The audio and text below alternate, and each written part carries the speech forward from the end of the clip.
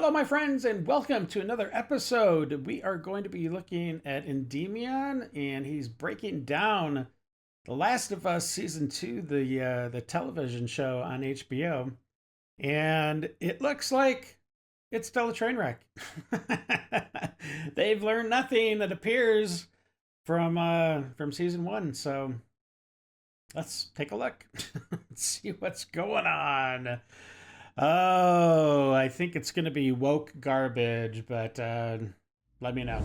The Last of Us Season 2 is here, and already the damage control has begun as critics and journalists try to soften the disaster that is to come, with HBO's reimagining of probably one of the most disappointing sequels of all time when it comes to modern gaming. While I would love to use footage.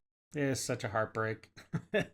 I mean, the first one is absolutely one of the best games I ever played. One of the best games ever created, in my opinion. Maybe top 5, I don't know. But the sequel, wow. It just, so many things that are wrong. Anyways, I'm sure he's going to discuss it. Let's take a listen. Footage from the show in this video. Unfortunately, HBO is insanely anal when it comes to their footage, and will instead just copyright strike my entire channel into oblivion if I even attempt to do that. Wow. So, I apologize, but I will only be using footage from the games here. You ask me, trailers or anything else, it should be copyright free. And yes, it is insanely stupid and HBO is still operating in the past, but it is what it is. Anyway, like I said, Season 2 is here. So let's talk about this Season 2, because it's huge right now. It dropped last week, it pulled in 5.3 million viewers. That's about 13% up from Season 1's debut. Episodes from Season 1 also accumulated around 32 million views after being available for the first 90 days. So it is an improvement, and I'm sure that it will just grow with time. You want my review for the first episode? It's simple. I thought it was incomprehensible ass cheeks for most of the runtime. The added scenes with stuff like Joel going to therapy just felt forced and weird. And it's clear that HBO knows this story is controversial in all of the wrong ways. And because of this, they're going to milk the ever-loving crap out of this setup to ensure that they get all those juicy streaming numbers. We already know that the show will have a Season 3 as well, meaning I'm not exactly sure where they're going to be ending this current season at in terms of the story. Yeah, that's interesting. I did not know that. I mean, the first season ended, it was like basically went through the whole entire first game. So I'm assuming they're going to do the same thing for the second season. But there's not a Last of Us 3, so I don't know what they're going to do for the third season. There's no way they ended with you-know-who dying, right? That would be stretching this insanely far. If you know who survives for another episode or two, then HBO is just clearly taking the piss. Because they know that once that actor leaves, and I'm being vague here because I know there will be people watching this that haven't played the games or know the full story, it'll be interesting to see if the ratings either skyrocket or drop off a cliff following that controversial move. I think it's going to drop. The actress that plays Ellie, I just do not like her in this role. She was great in Game of Thrones. Fine, whatever. I mean, she did good for the scenes that she had. But she is not Ellie. I am sorry. And it's just she looks weird. I don't know what it is about her face. But she's not Ellie. I think the girl, the lady that they have playing what's her name? The trans Abby, I believe is her name. She's the main antagonist. That girl looks way more like Ellie, in my opinion, than the girl they have playing Ellie. She just, I don't know. It's like,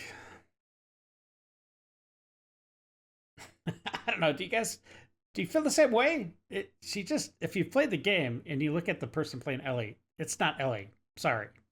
Thought the first episode was not great and didn't convey well enough why we should care about what's going on in this world right now. If you ask me, it just wasn't riveting or interesting enough, and HBO would have been far better off doing a 2-episode premiere because this first one on its own just wasn't it at all. But what's done is done, and now we're moving inevitably towards the single moment that completely unravels this entire series into complete nonsense going forward. Obviously, Season 2's adapting The Last of Us Part 2, a game that's less universally beloved and more like internet fistfight starter pack instead, depending on who you ask.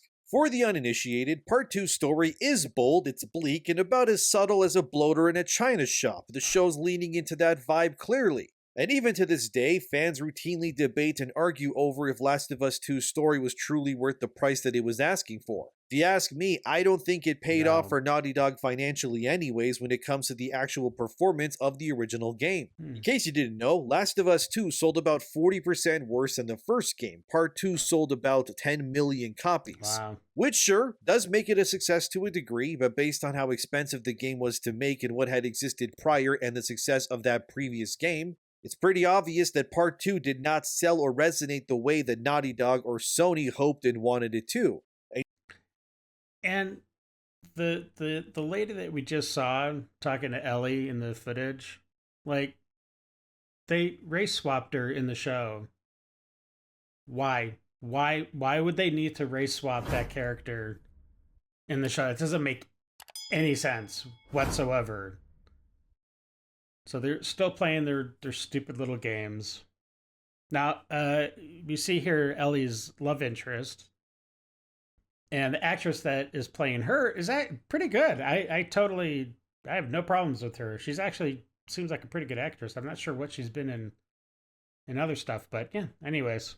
And you can tell because how many times has Naughty Dog re-released Last of Us 2 and hell, just the franchise in general? To put this all into perspective for you, you had the original game that came out in 2013. Then a year after that, when the PS4 launched, Naughty Dog did a remastered version of the first game. Then you fast forward 6 years later, and The Last of Us Part 2 comes out. 2 years after that, you get a remake of the first Last of Us game. Then the show debuts in 2023. Then The Last of Us 1 gets a PC port in 2023 as well. Then Part 2 gets a port to PC in 2024. Then The Last of Us Part 2 gets remastered and released on PC and PlayStation again in 2025. Then now, that one doesn't really make sense because it's so close to when The Last of Us 2 came out. It didn't need remastering by any means, but oh my gosh, I can't stand this actress,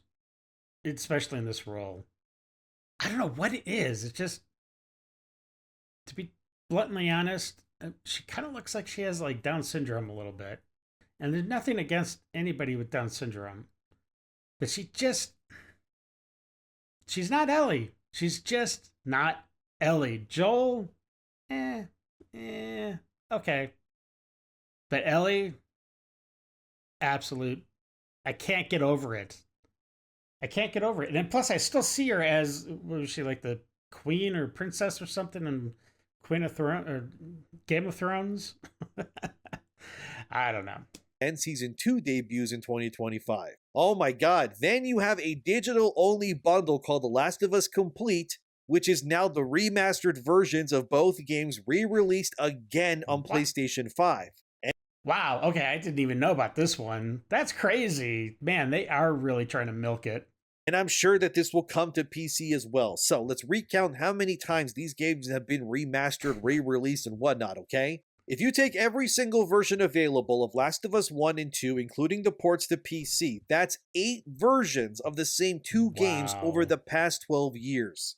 You gotta be kidding me, dude. How the hell does Naughty Dog get away with this? Plus, this new complete version is like $130 Canadian for 2 games that you can play on PS Plus right now separately for way cheaper, or you could just buy both games separately for cheaper than that as well. Look, here's the thing, alright? What people need to understand is that when a game gets remastered, like I said before in other videos, it's for 2 reasons. 1 is to gauge interest in a sequel, and 2 is to raise funds to make another game and or because the original game did not sell enough to cover its costs. So in Part 2's case, this is likely what's happening here. Naughty Dog missed their sales targets by 40% with Part 2. Therefore, this is why in the last 5 years of Part 2 existing, that game got re-released in some form, not once, but 4 times in the last 5 years, guys. What the hell? Do you understand how insane that is? The That Last of is. Us Part 2 has almost been released more times than there are years between it existing and right now when this video comes out. It's just not the behavior of a game in a studio that has sold enough copies to cover its costs. And it's why Naughty Dog and Sony just keep pushing this game out there, hoping someone is dumb enough to now pay $130 Canadian for these two games again. It's just ridiculous, guys. 8 re-releases or remakes in the last 12 years, yet Bloodborne still hasn't been remastered. You can't be serious, Sony. What are we doing here? Sure, I guess we could blame the existence of the HBO show for why The Last of Us is being pushed so hard by Sony with all these remakes and re-releases and remasters. Credit where it's due, Season 1 did turn the already classic video game that sold like hotcakes into a literal cultural juggernaut that even people who didn't play it, now they know that story. And obviously, Season 2's trying to recapture that same recipe, give the audience some killer acting, some cinematic visuals, have Craig Mazin making a sob over a 5-second flashback like he usually does, and hopefully it'll work a second time. But it's also got Part 2's baggage, and that baggage is heavier than a Reddit mod doing CrossFit. The big issue is that fans know what's coming. If you've played the game, you're bracing for that moment. You know, the one that made everyone go, oh, The Last of Us is dead now, isn't it? It's obvious that HBO is trying to soften the edges with more Joel-Ellie bonding, but you can only polish a golf club so much before it's time to just swing the thing that killed your franchise after all. If you haven't played The Last of Us Part 2, spoilers are now incoming, so this is your chance to leave the video while you still got a chance. Cause now I gotta talk about why this whole thing is heading towards a dumpster fire. Still here? Alright then. Look, credit where it's due, Part 2 is a technical banger. Graphics so crisp you can count Ellie's freckles on her face. I mean, the sequel, absolutely stunning. Way better than the first. I mean, maybe not way better, but definitely better than the first one. So they knocked it out of the park visually. I actually liked a lot of the playing mechanics in the second one as well. They added a few things. I just really didn't like the fact that you like pretty much have to kill dogs, which I don't know. It's the first time playing through, I was very uncomfortable. The second time playing through, which I don't know why I did, it was actually pretty easy, but still, I don't think that mechanic should have been in there. But anyways. The combat is so brutal, it's practically masochistic ASMR in a world where every broken window tells its own story. But the narrative, it's like Naughty Dog said, you want feelings? Here's a sledgehammer. Here's a quick recap. You play as Ellie, chasing revenge after Joel gets turned into a piñata in a way that, let's say, is memorable. Then the game pulls an M. Night Shyamalan ding-dong twist and makes you play as Abby, the person you'd sell to the Fireflies for a single medkit. It's a 25-hour epic about revenge, perspective, and how everyone's the hero of their own story. Sounds deep? Right, it is to a degree. But it's also a lot of a mess. So why it's divisive? Well, 3 reasons. Number 1, the Joel incident. Joel's the dad we would all adopt. Part 2's early twist, you know, the sports equipment scene, I guess we can call it, feels like Neil Druckmann personally spitting in your cereal. It's genuinely the moment that killed the franchise for pretty much everyone, and who can blame them. Reason number 2, Abby's forced empathy. Making you play as Abby for half the game is either storytelling genius to some or sadistic trolling, depending on who you ask. Her arc... Now, I think if you would have played Abby at the beginning before the incident, I think that would have been way better to have that storyline lead up to the incident. That would have been way more compelling. Way more compelling. And have the incident happen pretty much at the end of the game. And then that would have just left everybody like in shock and awe, right? They really screwed that up. I mean, the whole trans thing, even not a huge deal. I mean, some people made a big deal out of that. Whatever.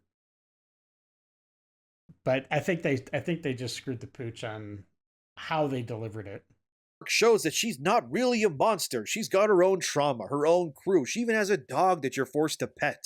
But after what she did, most players were like, you know what? I'm good. And the ending just makes the entire journey pointless. And number 3, emotional overload. Part 2's tone is, well, it's grimdark. The first game balanced hope, Ellie's immunity with despair, zombie apocalypse stuff. But this one's just despair, despair, and oh, look at that, more despair. It's like if The Walking Dead and Requiem for a Dream had a crossover, while Neil Druckmann just pissed on you from up high the entire time and told you that it's raining by gaslighting you. Look, defenders say that Part 2 is a masterpiece. It's Shakespeare with Molotovs, forcing you to question revenge and morality at every turn. But when you're just being No. emotionally gutted for 25 hours straight, some fans are gonna log off, and they did, loudly I mean. Since, like I said, the original release of Part 2 sold way less than expected after Joel getting axed got leaked internally, and allegedly that leak was done by a disgruntled Naughty Dog employee Oh, wow. who was sick of the studio's crunch time and atmosphere, and after playing it, yeah, who can blame them?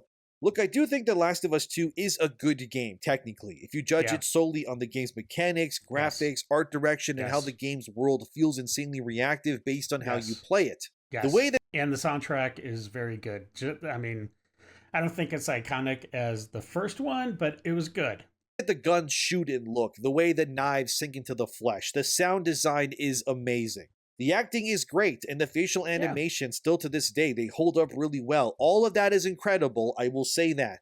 And if you were to gauge The Last of Us 2 on its foundation of actual game design and its mechanics, yeah, it's amazing. But then the story happens, and it's like you're Yep. engaging with this story that you either don't care for, and the things that are happening are just so moronic, that not even the pitch perfect sound design or gunplay can really make up for the fact that the entire journey is, quite literally, all for nothing. But I hear you say, isn't that the first game too? Wasn't part 1 also technically for nothing? Sure, to a degree, you go all that way only to kill the Fireflies. But the difference there was that the reward for your harrowing journey in part 1 was to save Ellie. Yes. It wasn't about the journey per se, it was about Joel and Ellie connecting as this father and daughter duo and seeing how this man would end up becoming, I mean, let's be real, the villain of the story pretty much, and saving Ellie via mass deleting these people trying to kill her to save humanity. Yeah, that is totally true. However, I mean, they never really, because they saved that whole thing to the very end.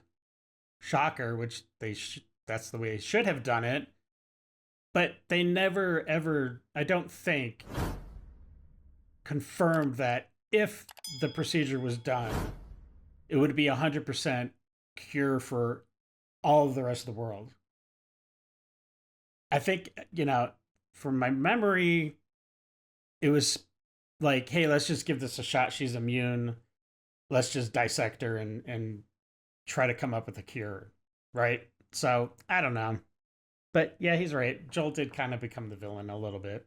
In part 2's case, there's just nothing. It's completely hollowed out, and the ending feels completely unearned and pointless, and the concept of saying vengeance is bad is just stupid in my opinion. There's really no reason why Ellie makes the decision that she does at the end of part 2 for any other reason than because Druckmann wanted Abby alive for a potential third game. Now, if you ask me, there's two ways a third game could go with these characters. One is the logical one, and also the more boring option, which is that Ellie and Abby team up with a stronger Fireflies faction, and they find a way to use Ellie's immunity to make a cure and stop the apocalypse, without killing her via some new BS medical procedure. It would loop it all in and heal the wounds. But to me, that sounds incredibly boring. So if you don't mind, here's my pitch for part 3 that sounds far more interesting and way more on brand for this series instead. Part 3 should start with the Fireflies announcing via radio chatter to the citizens of the apocalypse that they have successfully created a cure to the virus. Part 3 should also start years later. Ellie is older, broken, and living as a recluse somewhere in her own self-isolation.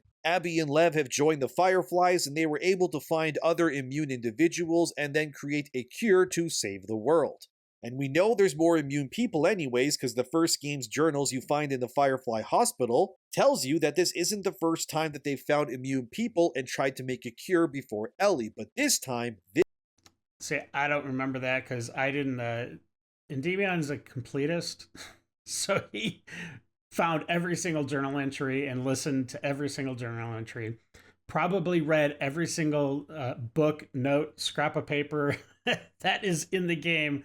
So that's interesting. I thought that she was the only one, but yeah, okay, let's go. This time in part 3, it worked. They got a real cure this time. This then gets broadcasted by the Fireflies, and everyone from the east to the west coast learns that the apocalypse, in the words of the Fireflies, is officially over. Ellie also hears this on the radio, and then she perks up for the first time in years. They did it. They actually did it this time. This would then lead to Ellie forcing herself out of self-isolation to see if the world she never knew before the apocalypse was really coming back. Hmm. She then travels to where the Fireflies are. Along the way, she meets people who are maybe against the cure, claiming that it's fake. You fight raiders and cultists and, the Seraphites and all of that, and eventually you start learning from people that you meet along the way that the Fireflies have become corrupted within by their power over this so-called vaccine. They're now Hmm. using it like a Trojan horse, demanding people to give them their resources, their food, their water, their medicine, their guns. Everything must be given to the Fireflies' cause so that these people can be given salvation, so to speak. It pretty Yeah. much creates a new religion. Then Ellie realizes that the cure has done nothing to save the world. Instead, all it's really done is turn the Fireflies into the de facto government and power players of this new United States of America. Everyone bows to their rule. They have become the strongest faction in the world, so to speak, because of it. Ellie realizes in this moment that the cure was never meant for salvation. It was only for power and greed, like always with humans. And she realizes that if this cure continues to exist, it will only result in an iron grip that the corrupted Fireflies will use to control everyone and everything going forward. The Hmm. game now becomes a moral conundrum where Ellie, seasoned, older, and bolder, realizes what she must do. She has to destroy this cure, otherwise a behemoth unlike this world has ever seen will emerge that will place everyone under martial law forever. Abby would also be playable, and she is now a devout believer in the Fireflies' cause, and she sees how this corruption is affecting the higher-ups. They're languishing in excess, they're starting to bribe other settlements to send their children to the Fireflies for this cure. They're literally trafficking people as either new soldiers for the cause, or even pleasure things to these corrupted Fireflies officials. Eventually, Abby and Lev break free from this. They reject the Fireflies, realizing what's really going on here. It wasn't about a cure, it was about control. And Abby and Lev break into one of these Fireflies, hidden labs that they don't have access to.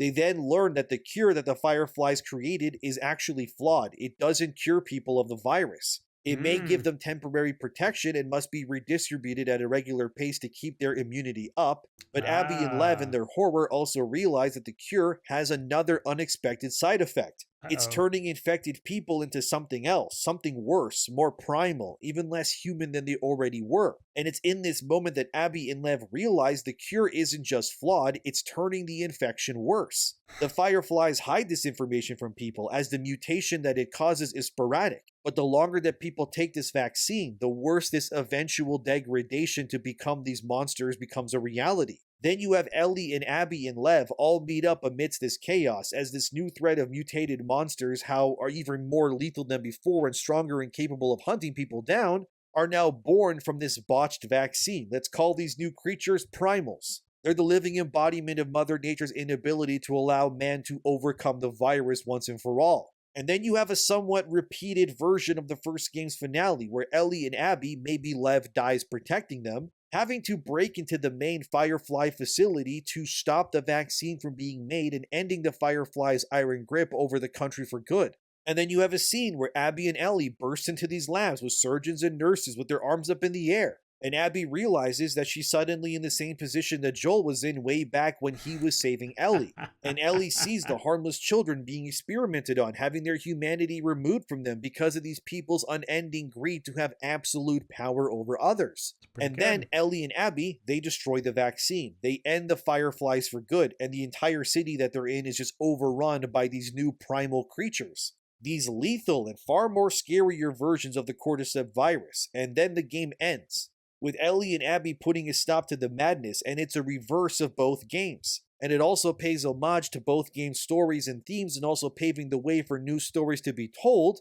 as these new infected are now growing stronger and new factions are growing from the destruction of the Fireflies ultimately being disbanded. That's what I would do with a part 3 personally. It would prove ultimately that not only was Abby wrong in killing Joel, but Joel was ultimately right in his decision to save Ellie. And that what transpired would have happened if Joel didn't do what he did. It becomes a story about loss, regret, and ultimately, and this is the key, redemption for both Ellie and Abby, who have both been shaped by the people and the events around them. That's the story I would tell.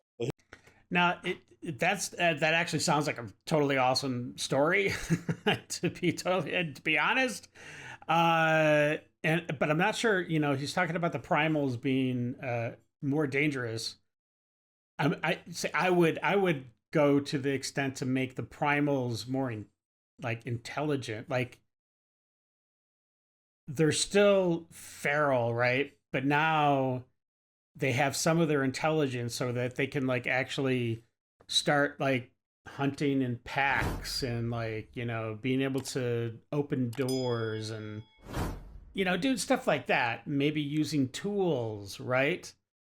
Maybe they're remembering a little bit of their prior knowledge as being human, and they can start, I don't know, like using guns and like just crazy stuff like that. I think that'd be totally cool. Who knows if we even get a part 3, but I think this would be a good way to redeem the entire series if you ask me, without completely throwing away all the characters that we have Yeah, already. And yeah, if HBO's smart, they will tweak the story of part 2 to hopefully salvage it. I doubt they'll still not kill Joel, because if they do let Joel live and kill someone else instead to move the plot forward, it will only prove that Neil Druckmann made the wrong move in killing Joel. And if I know anything about creatives, many of them are really stubborn and refuse to ever admit that they have made the wrong decision critically or creatively. true. So Joel will likely still die. I mean, he has to. There's no other Yeah, option that makes any sense even for the show. I fully expect there to be more Joel flashbacks to keep the dads happy, a slower burn maybe for Abby's arc, and some right. narrative tweaks to make that scene less controller throwing and more sad but okay for audiences. And you know it's not going well, because even The Gamer has articles like this one. HBO's Ellie and Dina are rebellious teenagers, and that might be a bad thing. The crux of this article is that The Gamer makes the claim that the HBO versions of these characters don't take the apocalypse seriously at all, and I agree. For me, this was a big reason why I found the opening episode not really that great, because it felt like the apocalypse was more so a nuisance than an actual threat to these two. And The Yeah, Gamer makes this claim too in their article, but they find it ridiculous that all the actors for Ellie, Dina, and even Abby are very, very short people in real life. And yeah, I noticed, these people, they look like children size-wise. It's not believable at all that these literal 90-pound soaking wet women would somehow be these lethal people in the post-apocalypse. There's even a scene in the opening episode, which I can't show you again, because HBO will copyright me because they're stupid, but Ellie fights a muscular guy for training in Jackson. And this guy is yeah. easily like close to 200 pounds and looks like he can fight, but then you have this rat-bodied Bella Ramsey as Ellie just destroying this guy in a fight.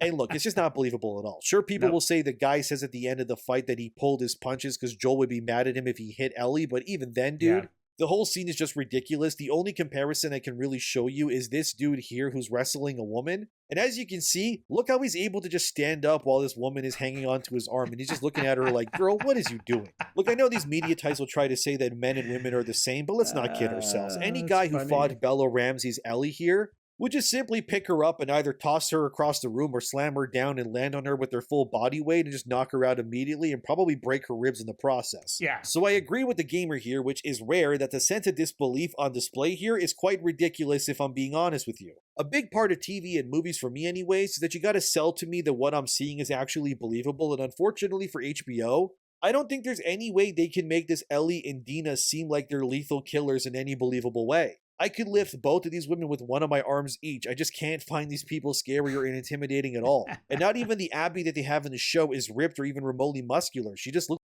well, I agree. She like body wise, that is not even close to Abby in the game because she's like she's buff.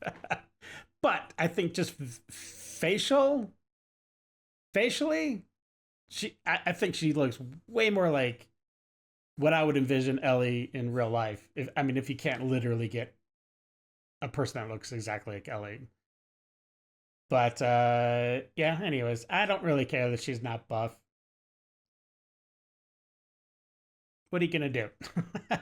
Looks like a normal girl to me. Which sure makes it maybe more believable to have her fight Ellie in this version, but again, the fact that we know that Pedro Pascal's Joel will get set to the afterlife by this 90-pound girl is kind of crazy. I just can't wait till Joel dies myself, for no other reason than because I want to see how the average audience member reacts to it. Will they become far more invested in the plot, or will the views for the show just, skyrocket, or will the season 2 go the same way that The Walking Dead did, when Glenn got his brain resized by Negan's baseball bat? Some Mm-hmm. websites claim that it wasn't Glenn's death in The Walking Dead, that caused the steep viewership decline, but the mismanaged aftermath of his death and the stories that followed being the real reason. Regardless, according to what I could find, The Walking Dead lost about 4 million of their viewers each episode following Glenn's death, Yeah. reducing their usual 11 million viewership levels to 7 million following Glenn's untimely demise.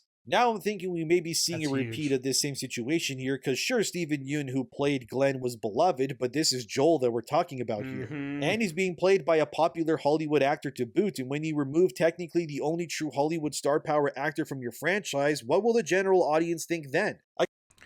And I also think it's really depends also on how they execute the killing, right?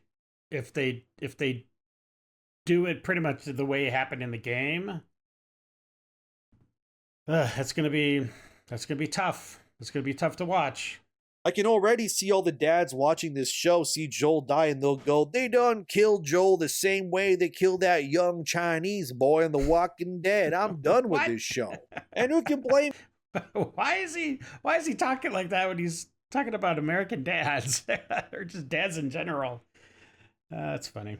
I'm so excited for Joel to die, guys. Really only to feed my morbid curiosity to see what happens next for the show, I must admit. Also, I saw some people online who are mad that Ellie and Dina are gay. Did you play the game? Ellie has been gay since the first game, and part 2 was created at the literal height of the modern audience era. It kind of started that meta, actually, so none of that is really surprising to me. But if you ask me, I don't envy HBO at all for this. They effectively need to cater to 3 different kinds of groups with this show. The first group is the stans. These folks are just ride or die. They're posting Bella Ramsey edits, crying over Joel's beard, and defending Abby like she's their cousin.